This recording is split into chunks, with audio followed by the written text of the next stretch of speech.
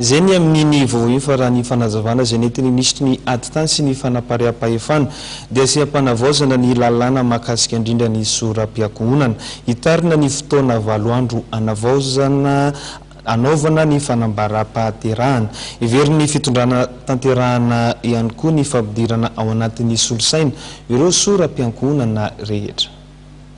Avaozana ny lalàna mikasika ny soram-piangonana hoy ny nisitry ny ady tany sy ny fanapaream-pahefana.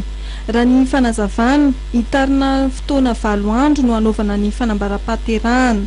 Ankoatra izay entina hanatsarana fahazoana soram-piangonana asa iverin'ny fitondrana tanterahana ihany koa ny fampidirana ao anatin'ny solosaina ny soram-piangonana rehetra. Fatiantoka antsika hatramin'izay noho ny tsy fananana ny resaka système national d'état civil et de statistique io zany.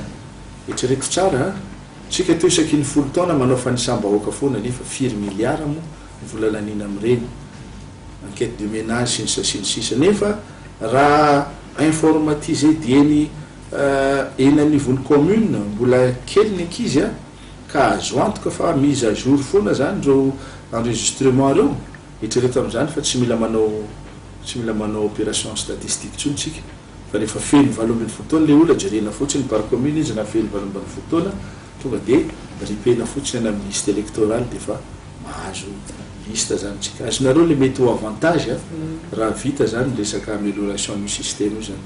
Hatreto dia mbola tsy voafaritra ny teti-bola ampiasaina nataterahana amin'ny fanavaozana ny soram-piangonana.